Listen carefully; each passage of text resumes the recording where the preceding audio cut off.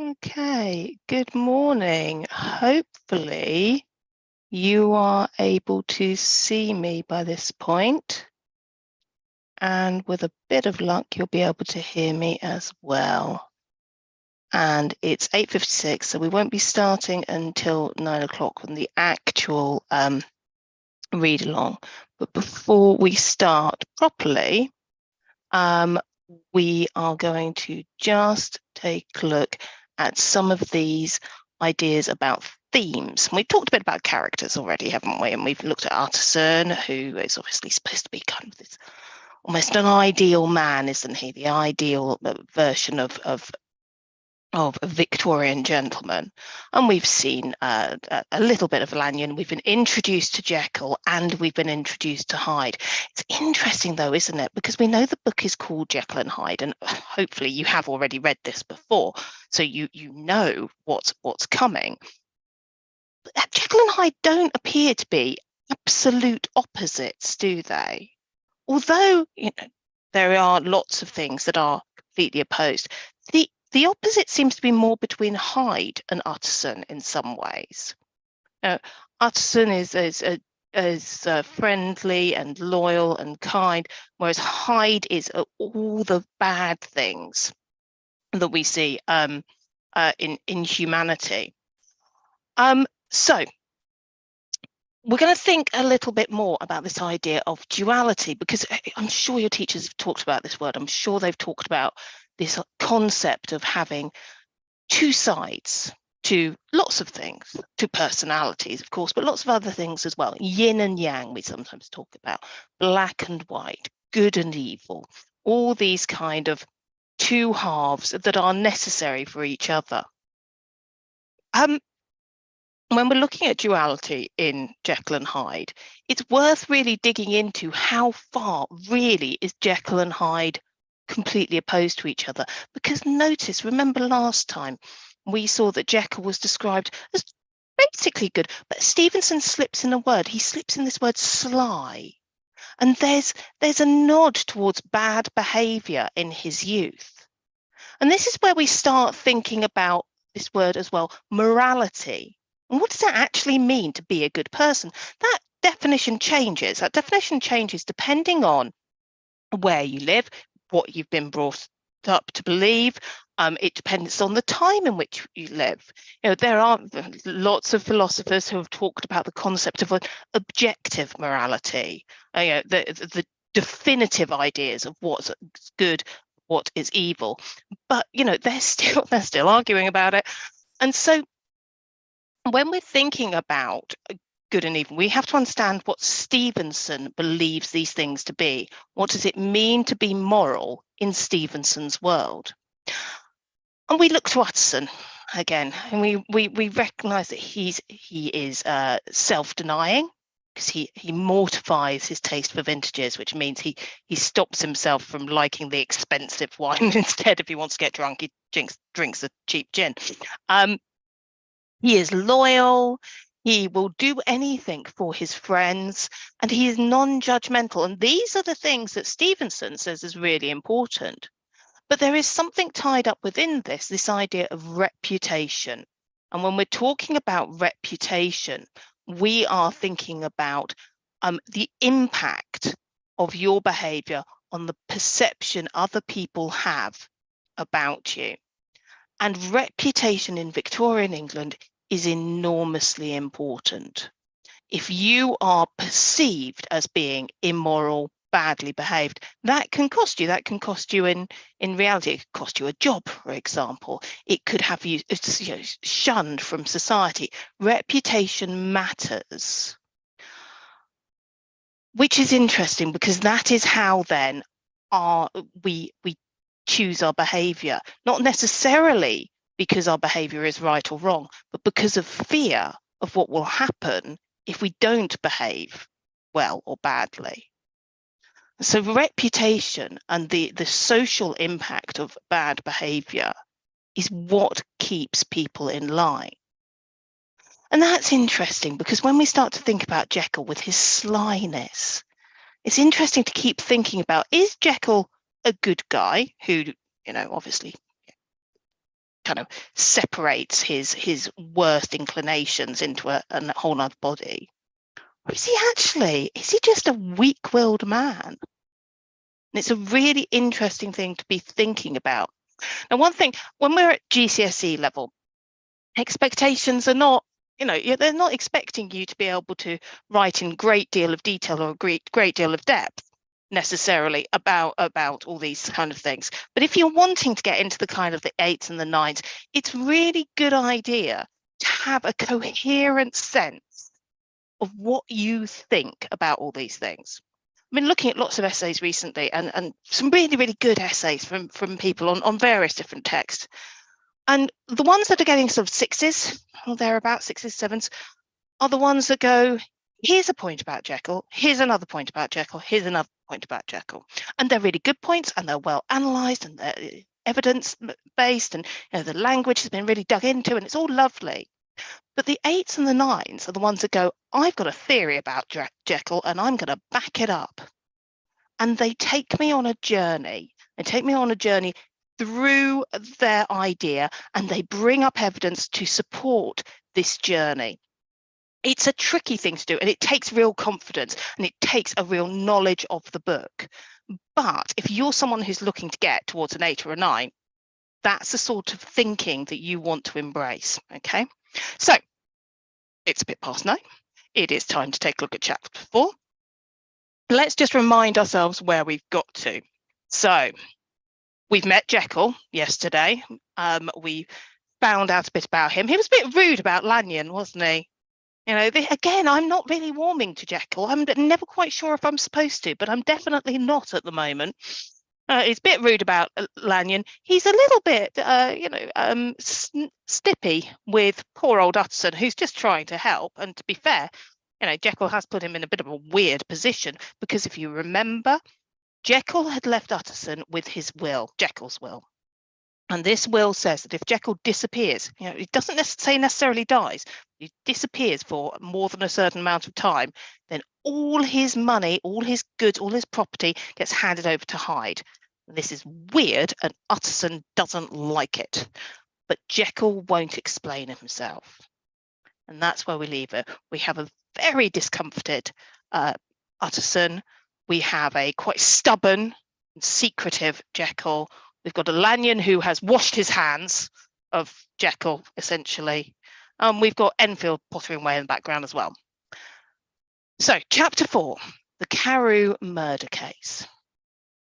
And as we've done before, we're going to read it through, and I'll pause every so often. We'll just have a think about these things.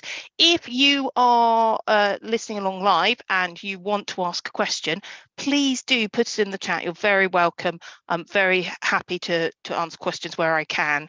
Okay, so chapter 4, the Carew murder case.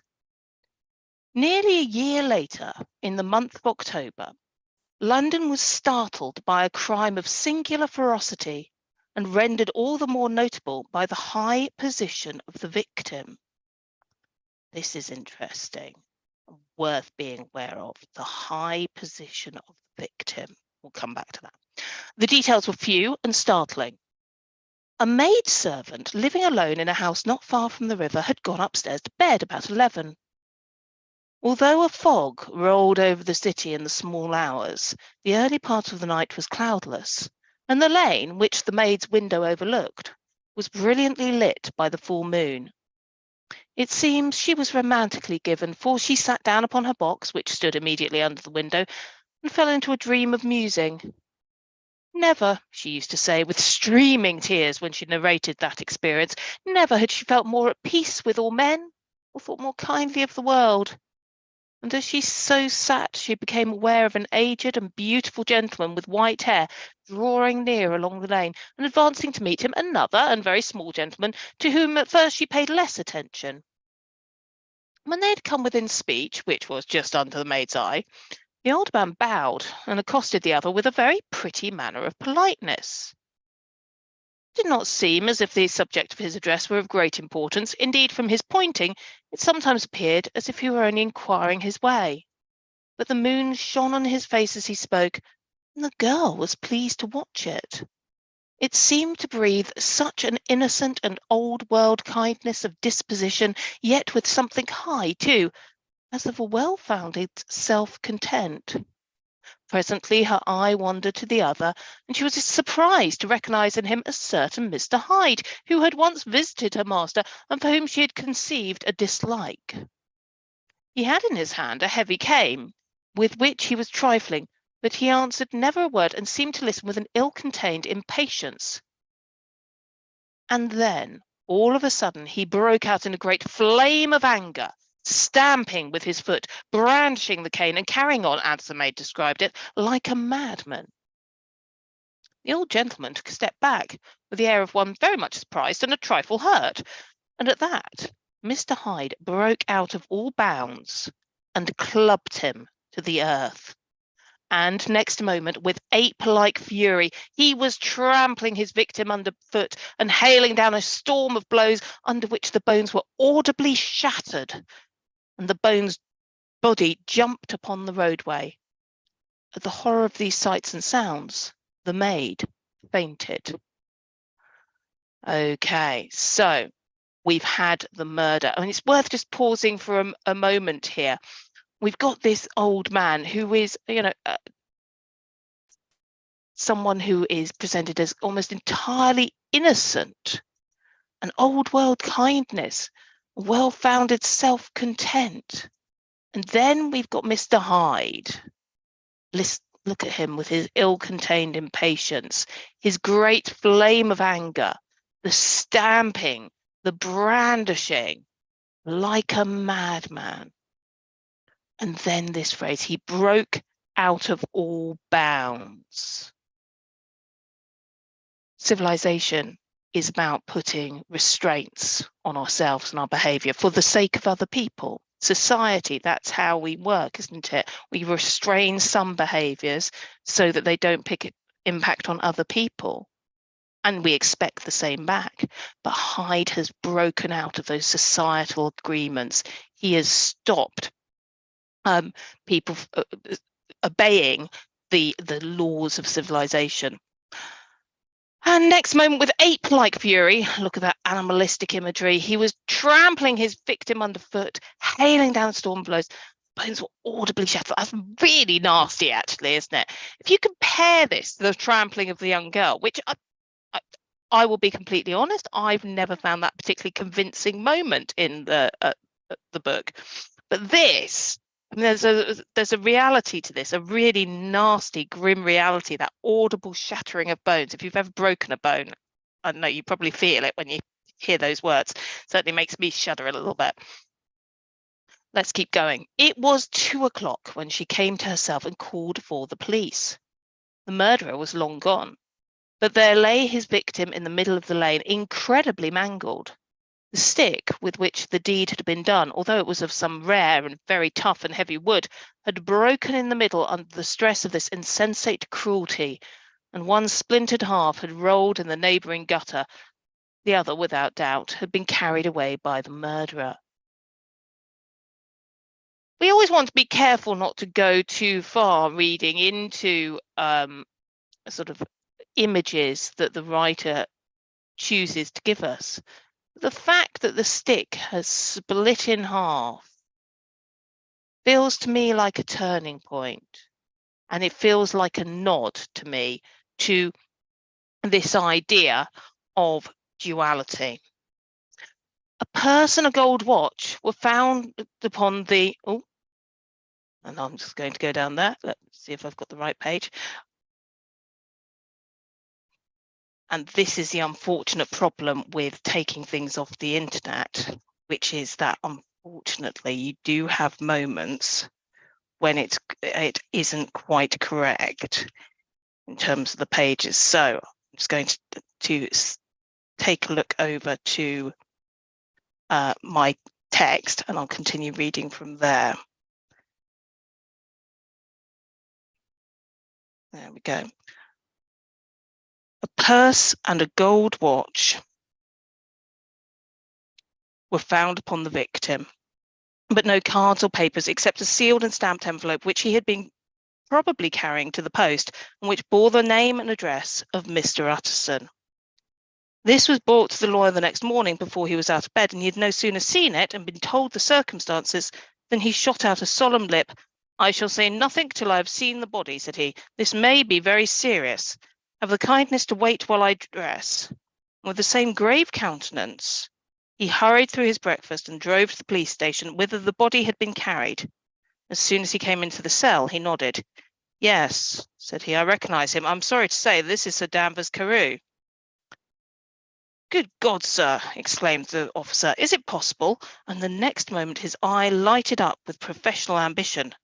"This will make a deal of noise," he said, "and perhaps you can help us to the man." And he briefly narrated what the maid had seen and showed the broken stick. Mr. Utterson had already quailed at the name of Hyde, but when the stick was laid before him, he could doubt it no longer. Broken and battered as it was, he recognised it for one that he himself had presented many years before to Henry Jekyll. "Is this Mr. Hyde a person of small stature?" he inquired. "Particularly small, and particularly wicked-looking, is what the maid calls him," said the officer. Mr. Utterson reflected, and then, raising his head, "You'll come with me in my cab," he said. "I think I can take you to his house."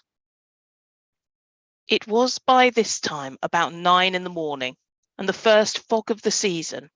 A great chocolate-coloured pall lowered over heaven, but the wind was continually charging and routing these embattled vapours, so that as the cab crawled from street to street, Mr. Utterson beheld a number of degrees and hues of twilight.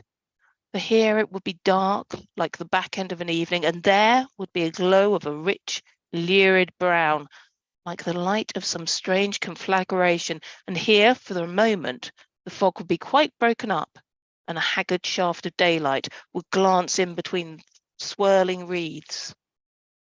The dismal quarter of Soho, seen under these changing glimpses, with its muddy ways and slatternly passengers, and its lamps, which had never been extinguished or had been kindled afresh to combat this mournful reinvasion of darkness, seemed, in the lawyer's eyes, like a district of some city in a nightmare.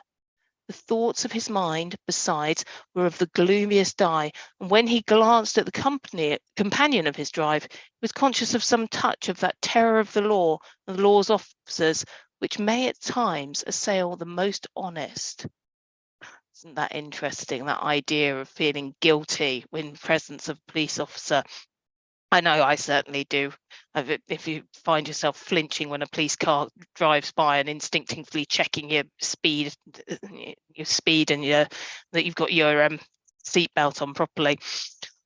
But this description's beautiful, isn't it? And this light that he's talking about, this clash between the dark and the light, between day and night, and how the two things are kind of fighting against each other. Now, this whole description is a great one to think about if you are wanting to write about how duality is discussed in aspects other than the character. As a cab drew up before the address indicated, the fog lifted a little and showed him a dingy street, a gin palace, a low French eating house, a shop for the retail of penny numbers and twopenny salads, and many ragged children huddled in the doorways, many women of different nationalities passing out key in hand to have a morning glass. And the next moment the fog settled down again upon that part, as brown as umber, and cut him off from his blackguardly surroundings. This was the home of Henry Jekyll's favourite, of a man who was heir to £250,000 sterling. That is a lot of money in this time. An ivory-faced and silvery-haired old woman opened the door. She had an evil face, smoothed by hypocrisy, but her manners were excellent. "Yes," she said, "this was Mr. Hyde's. But he was not at home. He had been in that night, very late, but had gone away again in less than an hour. There was nothing strange in that. His habits were very irregular, and he was often absent. For instance, it was nearly 2 months since she had seen him, till yesterday." There's something here as well, isn't there, about acceptable behaviour, his irregular habits, and often out very late at night. And this woman, this is a great little touch, isn't it? An ivory-faced and silver-haired old woman, an evil face smoothed by hypocrisy. What a fantastic image that is. Very well, then, we wish to see his room, said the lawyer. And when the woman began to declare it was impossible, I had better tell you who this person is, he added. This is Inspector Newcomen of Scotland Yard. A flash of odious joy appeared upon the woman's face. Ah, said she, he is in trouble. What's he done? Mr. Utterson and the inspector exchanged glances. You don't seem a very popular character, observed the latter.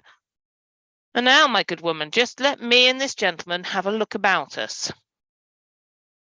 In the whole extent of the house, which but for the old woman remained otherwise empty, Mr. Hyde had only used a couple of rooms, but these were furnished with luxury and good taste.